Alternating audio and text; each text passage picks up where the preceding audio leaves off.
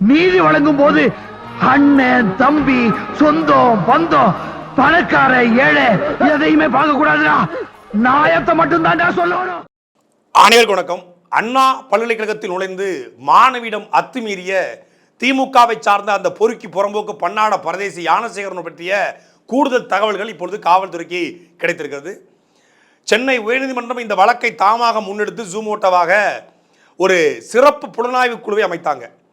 சேலம் ஆணையர், ஆவடி துணை ஆணையர், சென்னை அண்ணாநகர் துணை ஆணையர், 3 IPS தலைமையில் பெண் அதிகாரிகள் தலைமையிலான இந்த குழு இந்த விசாரணையை ஓரளவுக்கு நேர்மையாக நடத்தி கொண்டிருப்பதாக நம்மளால் பார்க்க முடிகிறது.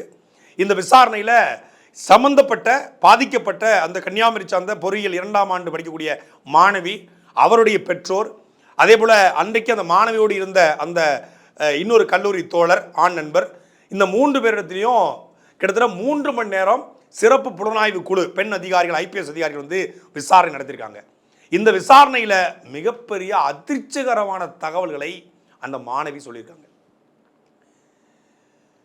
யாருமே வந்து யாருக்கிட்டுமே ஞானசேகரம் பேசலை. அந்த திமுகவை சார்ந்த அந்த கோட்டூர்புரம் பொறுக்கி நாயி யாருக்கிட்டையும் சார்னு பேசலை. அந்த பொண்ணை ஏமாத்துறதுக்காக, அந்த பொண்ணை த்ரெட்டன் பண்ணுறதுக்காக, மிரட்டுவதற்காக சும்மா ஃபோனில் வந்து அந்த சார் அப்படின்னு சொல்லி அந்த சார்கிட்டையும் நீ போகணும், அந்த சார்கிட்டையும் அட்ஜஸ்ட் பண்ணணும்னு சொன்னான். அவன் ஃப்ளைட் மோடில் தான் போட்டிருந்தான் ஃபோனை அப்படின்னு சொல்லி சென்னையினுடைய ஆணையர் திரு அருண் அவர்கள் வந்து சொல்லியிருந்தார். ஆனால் அது பொய். அவன் அங்கே ஒரு சார்கிட்ட பேசினான் அப்படிங்கிறத அந்த மாணவி உறுதிப்படுத்தியிருக்காங்க. இப்போ அவன் ஃப்ளைட் மோடில் தான் ஃபோன் வச்சுருந்தான், அவன் சார்கிட்ட பேசுறது பொய், வேற யாரும் சார் இல்லை அப்படின்னு சொன்னவர்கள் என்ன பதில் சொல்ல போகிறாங்க?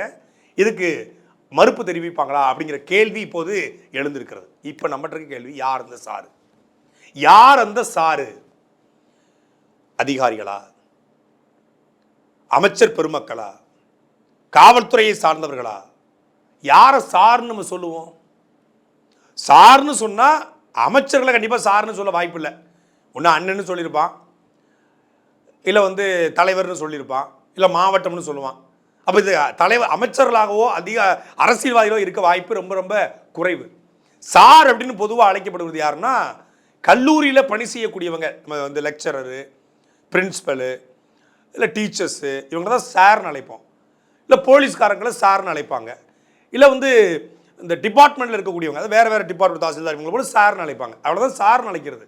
இப்போ சார்னு ஒருத்தர் சொல்லியிருக்கான்னா அவன் மரியாதையாக அவரை பார்த்துருக்கான். அப்போ மரியாதையை பார்க்கறது அவர் இருக்காருன்னா அந்த வளாகம் வந்து போலீஸ்காரங்க வரக்கூட வாய்ப்பு இல்லை. இன்னும் போலீஸுக்கும் அவனுக்கும் லிங்க் இருக்க வாய்ப்பு இல்லை. ஏன்னா இவன் திருட்டு பையன், உள்ள மாதிரி பையன், முடிச்சு வைக்க பையன், ஒரு கழிவுகிட்ட கேடுகட்ட நாய். இந்த நாய் கூட நல்ல போலீஸு பழக்கம் வைக்காது. என் போலீஸ் நாய் இருக்கு இல்லையா, மோப்ப நாய், அந்த மோப்ப நாய் கூட இவங்க கூட பேச்சுவார்த்தை வச்சுக்காது. அப்போ அது வாய்ப்பு இல்லை. டிபார்ட்மெண்ட், போலீஸ் டிபார்ட்மெண்ட்டை இவங்க கூட பழக்கிறதுக்கு வாய்ப்பு இல்லை. அப்போ போலீஸ் டிபார்ட்மெண்ட் சார்னு சொல்லியிருக்க வாய்ப்பு ரொம்ப ரொம்ப குறைவு. 22 வழக்கில் இருக்கவன் எந்த போலீஸ் தொடர்பு இருந்தாலும் கண்டிப்பாக அவனை வந்து பிடிச்சி உள்ளே போட்டிருப்பாங்க, கேஸ் கிடைக்கலாம் தூக்கியிருப்பாங்க. அப்போ போலீஸ்ட்டை வந்து பழக்க வாய்ப்பு இல்லைன்னா வாய்ப்பு இல்லை. போலீஸை சார்னு சொல்லியிருக்க வாய்ப்பு இல்லை. தாசில்தார், RI, VAO, இல்லை அங்கே இருக்கக்கூடிய சப் கலெக்டர், கலெக்டர் அப்படின்னு அவங்கள சார்னு இவன் அழைச்சிருக்க வாய்ப்பு இருக்கா அப்படின்னா இல்லை, அவங்களுக்கு இவங்களுக்கும் பழக்கிறதுக்கு தேவையில்லை. இவனுடைய மனைவி அண்ணா பல்கலைக்கழகத்தில் பணி செய்வதாக தமிழ்நாடுடைய உயர்கல்வித்துறை அமைச்சர் கோவிச்செலின்னு சொல்கிறாரு. அப்போ மனைவி வேலை பார்க்குறாங்கன்னா இவனுக்கு அந்த சர்க்கிளில் பழக்கம் ஏற்பட்டிருக்க வாய்ப்பு இருக்குது. அந்த மாணவி, எந்த மாணவியாக இருந்தாலும் சரி, ஒரு மாணவி ஒரு ஆணோடு உட்கார்ந்து பேசி கொண்டிருந்தா புதருக்குள்ளேருந்து இவன் கேமரா தூக்கிட்டு உள்ளே போயிடுவான். போனவன் 10 நிமிஷத்தில் போயிடுவானா. புதர் ஒழிப்பு வாரியம் மாதிரி இந்த நாய்களை ஒழிச்சாதான் வேற நடக்கும். புதருக்குள்ளேருந்து இவன் போய் யார் இந்த ஞானசேகர மாதிரி ஆட்கள் தான் புதருக்குள்ள பதுங்கியிருக்கிறது. அந்த மாணவி சாதாரணமாக உட்காந்துருக்காங்க. அவங்க புதருக்குள்ளெல்லாம் உட்காரல, சாதாரணமாக ஒரு படிக்கட்டில் உட்காந்துருக்காங்க. அந்த வாக்கிங் போகிற மாதிரி நின்று 2 பேரும் பேசிக்கிட்டு இருந்திருக்காங்க. அப்படி தான் சொல்கிறாங்க. அவங்க தவறான நடவடிக்கைகளை எதுவும் ஈடுபடலை. 2 பேரும் சாதாரணமாக பேசிக்கொண்டிருக்காங்க. ஒரு ஆணும் பெண்ணும் சாதாரணமாக பேசிக்கிட்டு இருந்திருக்காங்க. இப்போ அவன் புதருக்குள்ளேருந்து இந்த நாய் போயிருக்கான். போனவன் 10 நிமிஷத்தில், எந்த மாணவி அந்த இடத்துல இருந்தாலும் 10 நிமிஷத்தில் ஸ்பாட்டுக்கு போகிறான்னா அப்போ அங்கே இருந்து இவனுக்கு ஏதோ ஒரு செய்தி வந்திருக்கணும். அப்போ அங்கேருந்து செய்தி வருதுன்னா அந்த செய்தி கொடுத்தவன் ஏன் சாராக இருக்கக்கூடாது? அந்த சார் ஏன் கல்லூரியிலே வேலை பார்க்குற ஆளாக இருக்கக்கூடாது?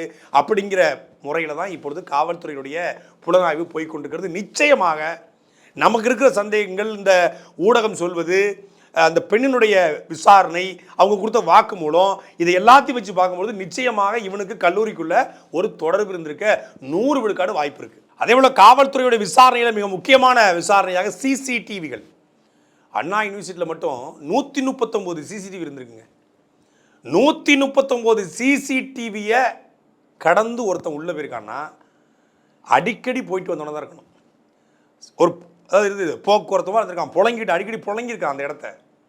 139 சிசிடிவி, அதில் 20% ஒர்க் ஆகலன்றாங்க. அதாவது 139 வேலை செஞ்சிருக்கு, 139 இருக்கு, 20 விழுக்காடு சிசிடிவி இல்லை. அப்போ கிட்டத்தட்ட 160 இருக்கணும், 139 இருக்கு. இந்த 139 சிசிடிவிகள் எதை நோக்கி இருந்தது, எந்த திசையில் இருந்தது, அவன் அதை இயக்குறது யாரு, இந்த சிசிடிவிகளில் இவன் எப்படி முகம் பதிவாகாமல் தப்பிச்சான், அந்த ஸ்பாட்டுக்கு போனால் சிசிடிவி இருக்காதுங்கிறது இவனுக்கு எப்படி தெரிய வந்துச்சு அப்படிங்கிற பல்வேறு கேள்விகள் மூலமாக காவல்துறை இப்பொழுது விசாரணையை நடத்தி கொண்டிருக்காங்க. அதில் மிக முக்கியமாக நம்ம பார்க்க வேண்டியது என்ன அப்படின்னா, உள்ளே போய் இவன் எடுத்துகிட்டு வந்த வீடியோக்கள், பல வீடியோக்கள் அழிக்கப்பட்டிருக்குன்னு சொல்கிறாங்க. இவன் போய் அந்த பொண்ணை வீடியோ எடுத்தது, அதுக்கு முன்னாடி ஒரு நாள் அந்த இன்னொரு பொண்ணுக்கு இது மாதிரி ஹராஸ்மெண்ட் பண்ணியிருக்கான், அதை வீடியோ எடுத்தது, ஏற்கனவே பல வீடியோக்களை இவன் வச்சுருந்துருக்கான், அதை பல வாட்ஸ்அப் குரூப்புகளில், டெலகிராம் குரூப்புகளில் இவன் பரப்பியிருக்கிறான். அந்த ஏரியாவில் உள்ள பசங்களே வந்து ஒரு வாட்ஸ்அப் குரூப் மாதிரி வச்சுக்கிட்டு இந்த வீடியோக்களை, ஏன்னா முகம் தெரிய போகிறது இல்லை, ஏன்னா யார் அப்படிங்கிறத முகம் தெரிய போகிறது இல்லை, முகத்தை மறைச்சிடுறது, இல்லை வந்து வேறு ஏதாவது ஒரு இதை பண்ணிவிட்டு அந்த அங்கே நடக்கக்கூடிய அந்த பொண்ணை வந்து த்ரெட்டனிங் பண்ணி அந்த பொண்ணுங்களை வந்து வீடியோ எடுக்கிறது, அந்த பொண்ணுங்களை வந்து ஆபாசமாக சித்தரித்து வீடியோ எடுக்கிறது, அந்த வீடியோக்களை இவன் வாட்ஸ்அப்பில் அனுப்பி அதன் மூலமாக வாட்ஸ்அப்பில் ஒரு வீடியோ ஒருத்தன் புதுசாக அனுப்பும்போது அவன் கொண்டாடப்படும்ல, மச்சான் ஏதாவது புதுசாக வீடியோ வந்திருக்கடா, புள்ளி வச்சா வீடியோ கிடைக்கணும், ஒரு சைக்கோ கூட்டம் சோசியல் மீடியாவில் இருக்குது, புள்ளி வைக்கவும் அப்படின்னு கொஞ்சம் புள்ளியாக வைக்கிறது, அதை வீடியோ அனுப்புறது, டிஎம் வரவும் அப்படின்னா அது ஒரு குரூப், சைக்கோ இருக்காங்க ஒரு பெருங்கூட்டம். இவங்கள பூரா மொத்தமாக தமிழ்நாடுடைய சைபர் கிரைம் டீம் வந்து கைது பண்ணணும். அடுத்த பெண்களுடைய ஆடியோக்களை, வீடியோக்களை, அதே போல் வந்து குழந்தைகளுடைய வீடியோக்களை வந்து பகிர்ந்து அதன் மூலமாக ஒரு இச்சை அடையக்கூடிய ஒரு கேடுகட்ட கூட்டம் இன்னைக்கு சோசியல் மீடியாவில், குறிப்பாக டெலகிராமு, இன்ஸ்டாகிராமு, இந்த ட்விட்டர், எக்ஸ்தலம், ஃபேஸ்புக்கு, இந்த தளங்கள்லாம் அதிகமாக மாறி இருக்கு. ஃபேஸ்புக்கில் நிறைய கட்டுப்பாடுகள் இருக்குது, இன்ஸ்டாவிலையும் கட்டுப்பாடு இருக்குது, ஆனால் அந்த எக்ஸு, டெலகிராமில் கட்டுப்பாடு இல்லை. கட்டுப்பாடு இல்லாதனால கடுமையாக இது போன்ற பான் வீடியோஸ், ஆபாச காணொலிகள் வந்து கடுமையாக பரப்பப்படுகிறது. இதை 5000 பேர் கொண்டு ஒரு குழு வச்சுருக்கிறோம் சைபர் கிரைமில். இந்த குழுவுடைய வேலையை சோசியல் மீடியாவில் யாராவது ஒருத்தர் தவறாக பதிவு பண்ணால் அவங்களை கைது பண்ணுறதுன்னு சொல்கிறாங்க. சைபர் கிரைம் இவ்வளோ ஸ்ட்ராங்காக இருக்கும் பொழுது, நார்த் இந்தியாவில் போய் எத்தனையோ பேர் கைது பண்ணி தூக்கிட்டு வரும் பொழுது, தமிழ்நாடு சைபர் கிரைமு ஸ்டாலினை பேசினா, உதயநிதியை பேசினா, கட்சி தலைவர்களை பேசினா பாஞ்சு கைது பண்ணுகிற, ஆளும் வர்க்கத்திற்கு யாராவது எதிராக இருந்தால் அவங்களை பாஞ்சு கைது பண்ணுகிற சைபர் கிரைம் டீம். இந்த சோசியல் மீடியாவில் இது போன்ற செய்யக்கூடியவனை ஏன் இன்னும் கைது பண்ண மாட்டீங்க? எத்தனை பதிவுகளை போட்டிருக்காங்க. அப்படி ஒரு பதிவுகள் போட்டு அதில் வீடியோக்களை பரப்பி அதில் ஒரு புகழ் அடைகிறது, அதில் ஒரு சுகம் இருக்குது இல்லையா? இவன் வந்து என்னென்னா கொள்ளையடிக்கிறது, கொள்ளையெடுத்த பணத்தை திமுகவுக்கு செலவு பண்ணுறது, பெண்களை மிரட்டி வீடியோ எடுக்கிறது, அது நண்பருக்கு பகிர்ந்து மாதிரி ஒரு சைக்கோ மனநிலை இருந்துக்கிறான், ஒரு சைக்கோ பாத்து மனநிலை வந்துக்கிறான்.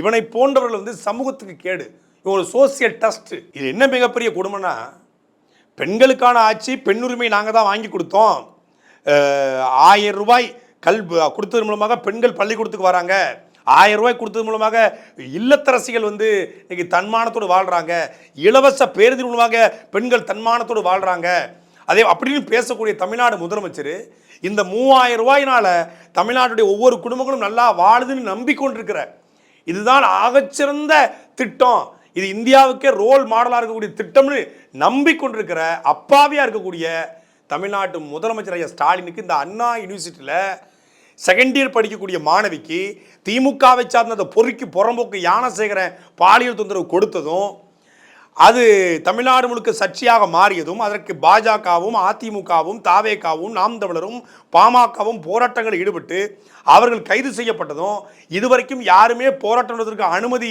தமிழ்நாட்டில் மறுக்கப்படுகிற விஷயமும் தெரியலன்னு சொல்கிறாங்க. நமக்கு தெரிஞ்ச ஆள்கிட்ட பேசும்போது முதலமைச்சருக்கு இப்படி ஒரு சம்பவம் நடந்ததே தெரியாதுங்க.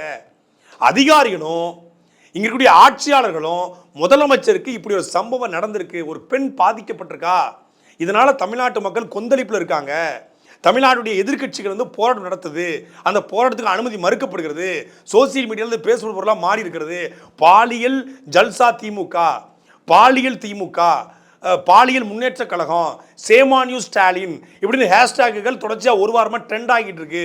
திமுகவுக்கு மிகப்பெரிய அவப்பெயர் மக்கள் மத்தியில் உருவாகி கொண்டிருக்கிற விஷயம் தெரியல. அவர் கண்ணாடி படத்தை திறந்துட்டு இருக்காரு உட்காந்து. கலைஞர் கருணாநிதி அவர்கள் காலைல 3:30 மணிக்கு எந்திப்பாராம். அதே போல தான் தமிழ்நாட்டுடைய துணை முதலமைச்சர் உதயநிதி ஸ்டாலினும் 3:30 மணிக்கு எந்திரிச்சு வரான். கலைஞர் கருணாநிதி எந்திக்கிறது காலையில் 3:30 மணிக்கு, உதயநிதி ஸ்டாலின் எந்திக்கிறது மதியம் 3:30 மணிக்கு. அப்புறம் எப்படி தெரியும்? அப்புறம் எப்படி நாட்டு நடப்பு தெரியும்? தெரிஞ்சிருந்தா ஒரு ட்வீட் போட்டுக்கணும்ல, ஒரு கண்டனம் பதிவு பண்ணியிருக்கணும்ல. யாராக இருந்தாலும் தமிழ்நாட்டு மாணவிகளை, பெண்களை, அதுவும் எங்களுடைய அண்ணாவுடைய பேரில் இயங்கக்கூடிய அண்ணா யூனிவர்சிட்டிக்குள்ளே நடந்த இந்த நிகழ்வை நான் கண்டிக்கிறேன். தவறு செய்தவனுக்கு தக்க நடவடிக்கை எடுப்போம். 10 நாட்களில் நாங்கள் குற்றப்பத்திரிகை தாக்கல் செய்து 60 நாட்களில் குற்றப்பத்திரிகை தாக்கல் செய்யணும்.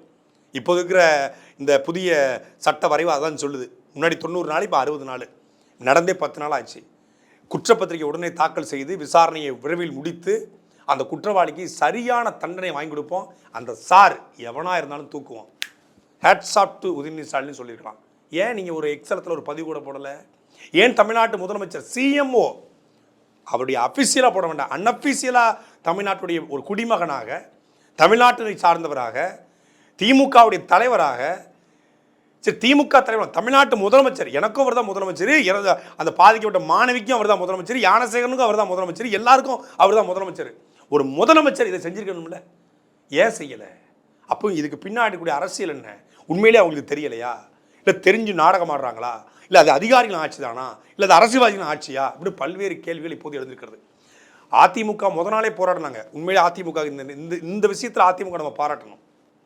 அதிமுக ஆட்சியில் இது போன்ற சம்பவங்கள் நடந்திருக்கிறது. பொள்ளாச்சி விவகாரத்தை அவங்க சரியான நடவடிக்கை எடுக்கலைங்கிற குற்றச்சாட்டு இருக்கிறது. ஸ்டெர்லைட்டில் அவங்க ஸ்லோனினையே துப்பாக்கி வச்சு சுட்டு கொண்டாங்க. பெண்கள் மீது மோசமான தாக்குதல் நிகழ்த்திய ஆட்சி அப்படிங்கிறத நம்ம பார்க்குறோம். ஆனால் இந்த இதில் குறைந்தபட்சம் எதிர்கட்சியாவது அன்னைக்கு பொள்ளாச்சியில் திமுக எடுத்த நிலைப்பாட்டை இன்னைக்கு அண்ணா யூனிவர்சிட்டியில் அதிமுக எடுத்து போராட்டம் பண்ணாங்க. ஜெயக்குமார் பேரிகார்டு மேலாம் ஏறின்னு போராட்டம் பண்ணார். அதே போல் பாஜக சாட்டை அடித்தாரா, சவுக்கார் அடித்தாரா, ஒரு அடி மேலே போய் அவர் தன்னுடைய எதிர்ப்பை பதிவு பண்ணார். அண்ணாமலை நாம் தமிழர் கட்சி தமிழ்நாடு முழுக்க போராட்டங்களை முன்னெடுத்தது. சீமானவர்கள் தடையை மீறி போராட்டம் நடத்த போனாங்க, கைது செய்யப்பட்டு மாலையில் விடுதலை செய்யப்பட்டாங்க. ஒரு பெரிய அழுத்தத்தை நாம் தமிழர் கட்சி தன்னுடைய எதிர்ப்பை, கண்டனத்தை வலுவாக பதிவு செய்தது. அதே போல் தமிழக வெற்றி கழகத்துடைய தலைவர் விஜய் அவர்கள் தன் எதிர்ப்பை ஒரு நேரடியாக கூட்டத்துக்கு போனால் பெரிய கூட்டம் ஆயிரும், லா அண்ட் ஆர்டர் இஷ்யூ ஆயிரும் அப்படிங்கிறதுக்காக நேரடியாக ஆளுநர்கிட்ட போய் தன்னுடைய கண்டனத்தை பதிவு பண்ணி அதுக்கான கோரிக்கை முன் வச்சுட்டு வந்தார். அது ஒரு வகையான எதிர்ப்பு தான். இன்னொரு பக்கம் பாட்டாளி மக்கள் கட்சி சௌமியா அன்புமணி தலைமையில் அவங்களும் தடையை மீறி போராட்டம் பண்ண போய் கைது செய்யப்பட்டாங்க. மிகப்பெரிய அடக்குமுறைக்கு அவங்க உள்ளாயிருக்காங்க. இப்படி ஒவ்வொரு எதிர்கட்சிகளும் போராடுது. ஆனால் உண்மையிலே பெண்களுக்காக பேசுகிறோம், பெண் விடுதலை பேசுகிறோம், பெண் சுதந்திரம் பேசுகிறோம், சமூக நீதி, சமத்துவம், சாதி ஒழிப்பு, பெண் முன்னேற்றம் என்று பேசக்கூடிய விசிகா, சிபிஐ, சிபிஎம் என்ன பண்ணிக்கிட்டு இருக்கீங்க? உங்கள் கூட்டணி கட்சி என்றால் கூட்டணி தர்மம். தேர்தல் தானையா, தேர்தலுக்கு தான் 1.5 வருஷம் காலம் இருக்குல்ல. வேங்கவேலுக்கு போராட்டம் பண்ண மரியாதைக்குரிய அண்ணன் விசிகாவுடைய திருமாவளவன் சனாதனம் குறித்து பேசக்கூடியவர். இந்த அண்ணா யூனிவர்சிட்டி மேட்டருக்கு உங்கள் கட்சியில் பெண்களுக்கான பாதுகாப்பை நாங்கள் 100 விழுக்காடு உறுதிப்படுத்துகிறோம், பெண்களுக்காகத்தான் எங்களுடைய வாழ்க்கையை அர்ப்பணிச்சிருக்கோம், பெண்களை இந்த சனாதன கோட்பாடு அறிமுகப்படுத்துகிறது, மனு சாஸ்திரம் அறிமுகப்படுத்துகிறது என்று பேசக்கூடிய நீங்கள் இந்த அண்ணா யூனிவர்சிட்டி மேட்டரில் ஏன் பேசலை?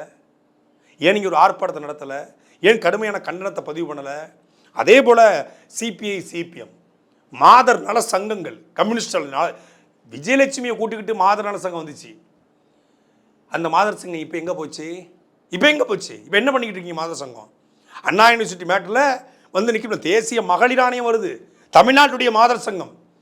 சிம்பு ஒரு பாட்டு போட்டால் பாத்ரூமில் பாட்டு பாடுனா நிற்கிற மாதர் சங்கம். நடிகை விஜயலட்சுமிக்காக நிற்கிற மாதர் சங்கம். இந்த அண்ணா யூனிவர்சிட்டியில் ஒரு பெண் பாதிக்கப்பட்டிருக்கா. அப்போ திமுக காரன் தப்பு பண்ணால் நீங்கள் போராட்டம் பண்ண மாட்டீங்க இல்லையா? இதில் வெளிப்படைத்தன்மையோடு தெரிஞ்சிருச்சு. இவன் திமுக காரங்கிறது தெரிஞ்சிருச்சு. திமுகவில் இருக்கக்கூடிய பல பேரோட நெருக்கமாக இருந்தது தெரிஞ்சிருச்சு. அமைச்சர்மார்களுக்கு பிரியாணி ஊட்டி விட்டு தெரிஞ்சிருச்சு. இவன் ஒன்று மண்ணா புலங்கினது எல்லாமே தெரிஞ்சிருச்சு. இனி மூடி மறைக்க ஒன்றும் கிடையாது. வெளிப்படையாக ஒத்துக்கிட்டு அவனை கட்சியிலேருந்து இது வரைக்கும் திமுக நீக்கலைங்கிறதா மிகப்பெரிய கேவலம், மிகப்பெரிய அசிங்கம். உண்மையிலே ஷேம் ஆன் யூ ஸ்டாலின். சாட்டை எடுத்து நாட்டை திருத்து, இளம் தலைமுறை தானே நீ